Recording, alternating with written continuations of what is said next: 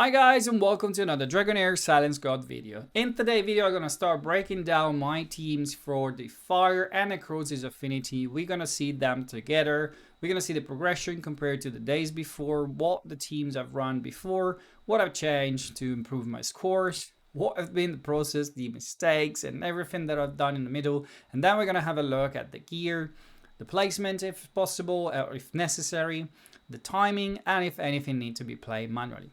So we are on day 3. We are getting towards the 50% mark. So when the boss will hit 50%, it will take less damage. It will start getting new skills. Apparently, it's going to place on us the decrease attack and the stuns. So we're going to have to deal with different mechanic and the scores are going to be much lower.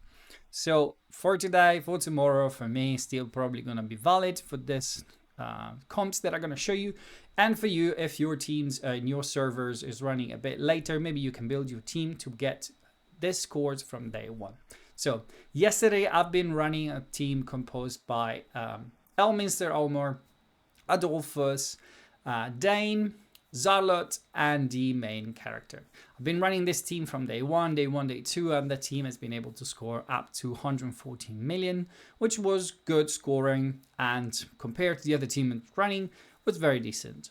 But I saw this morning a video from Odd One where he was using a team from the Burn Affinity, well, Fire Affinity with Burn School of Damage. And I was intrigued by the scoring. It was above 100 million. So I tried to run it myself and see how far I can push it. And to be completely honest, without the legendary, I don't think it's much worth it. You're going to see why in a minute, but the team basically was composed by the two main characters that I've been talking even before, Elminster and Adolphus, sustaining the run, and 3 DPS combined with them. I brought Lilo, or Lilo, depends on the pronunciation, Arachis, and Briggs. To place the burn, explode them, and try to do damage, I've geared them pretty much exactly as Zod was showing. He was hitting above 100 million. He had the Witch Empress Remain, and he had other, I think, maybe another legendary artifact. I'm not sure. I don't remember for sure. But the farthest I can push my damage with this comp has been 86 million. Nothing more than that. So it was a big setback compared to my previous comp. So I started getting back to the board and rethinking on what I was using. I wanted to test something different because I was not sure that frame was working. And so I started bringing in Erich, because Erich is a very good damage dealer, combined with Dane and Tia, and I've got the team up to 90 million, which was still more than 20 million, 24 million behind the comps that I ran previously. I was timing the skills pretty much in the same way. The reason for bringing Tia is that she has a very short cooldown. She brings another debuff. I was hoping to get a bit more damage in that way, but it didn't work neither. So I've tried to bring in Tonolan instead of Tia, to see if I can proc more wild and see if the damage can increase. And I got it up to 95 million.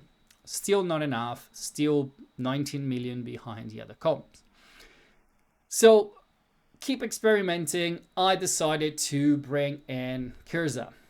Kirza is the champion that you can get from the pillar, and she is absolutely amazing. She has decrease attack and recharge speed penalty on her ultimate, and on the battle skills she brings a shield prohibition. Now shield prohibition doesn't do anything over here, but is an additional debuff, unique debuff that the boss get on him, and so you add another 10% damage. In total, this comes with Dane, Erich, Elminster, Adolphus, and Kirza can place up to 7 debuff, and so it's 70% more damage that you can do. And the results start showing. I got it up to 114 millions, which was exactly the same, pretty much, what I did previously. I worked on the timing, and that was as much as I could get from this comp. So I've tried, just for the sake of it, to do a run without any timing whatsoever, and the score went up all the way to 131 million, 0.8 actually, almost. An incredible score, and as you can see, Dane is doing 45 million and Erich is doing 62 million. Now, the reason why this works is because basically both of the champion on their battle skills hit 3x3, and so they can basically take care of the minions just by themselves using the battle skills, and so you don't need the ultimate to hit the minions. They just take them out with the battle skills and focus all the ultimate and let them free to run. Adolphus is basically going to boost your recharge time for the ultimate, and you can hit the boss way more if you don't use any timing. You have 2 champions bringing decreased attack. Elminster brings also decreased accuracy, which is an additional debuff, and Adolphus and Elminster are basically going to put up the shield and keep your team alive for longer. The team is geared in this way. If you want to have a look, I can just show you skewed champion by champion. Elminster Armor is built with 2 sets, 2 0 sets, and 2 Emperor sets to try to get the skill haste as high as possible. He has 90 skill haste, so he basically is going to recharge his ability as fast as possible. He has the Incense Burner, so he gets back to decrease attack and decrease accuracy very, very fast. The second champion is Adolphus. Adolphus is in the Monolith set to increase the healing. He has the Tiara to increase the size of the shield. Is built with high enlightenment and skill haste to circle a bit better and faster with his battle skills and try to place the shields and shields on shield to try to heal the champion.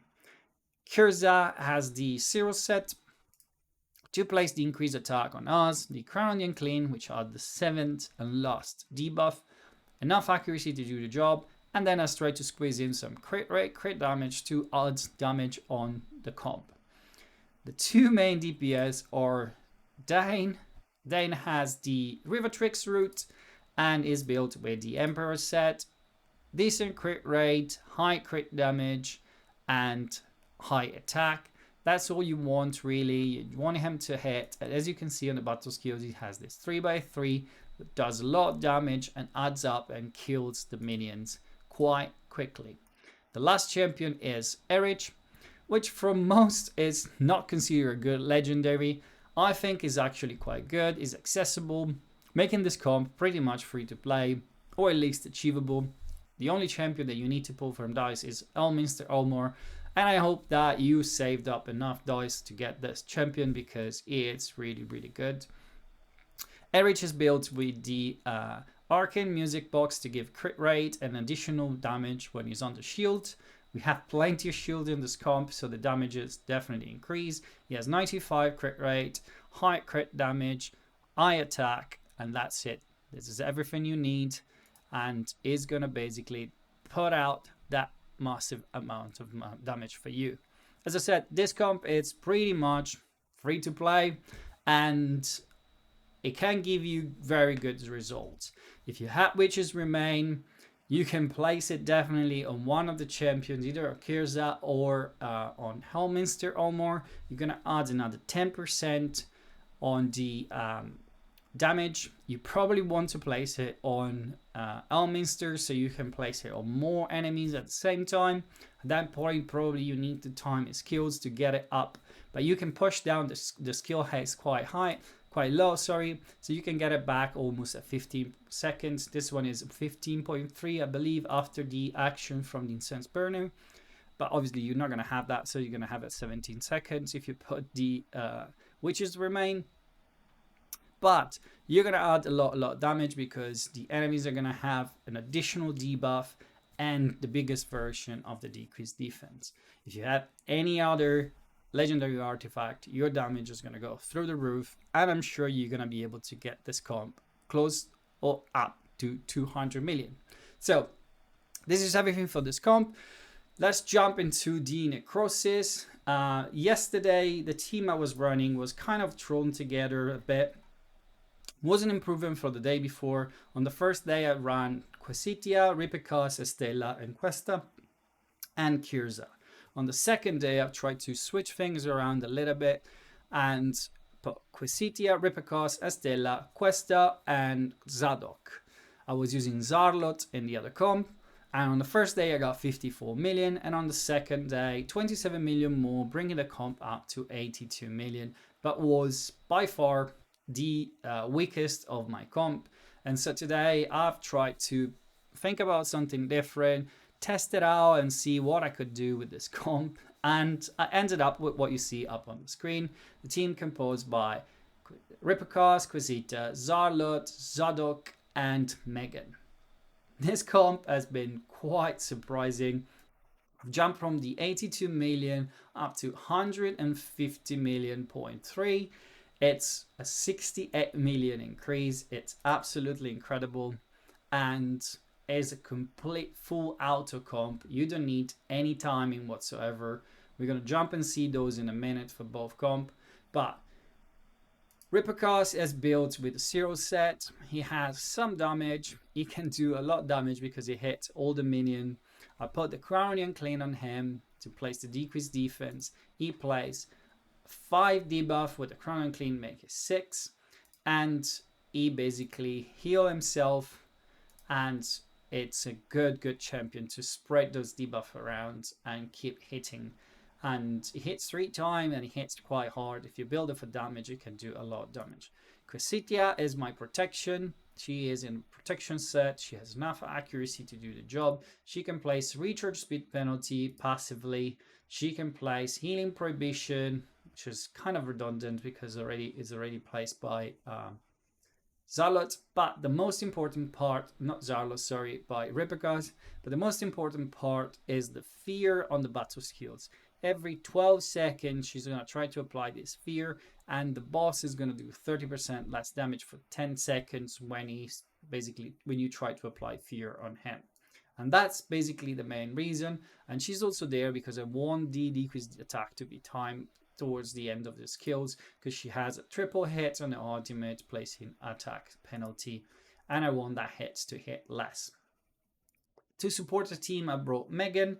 Megan is built with the Monolith set to increase the healing. She has the Everlasting Diamond to increase even more the healing, even if she doesn't scale from Enlightenment.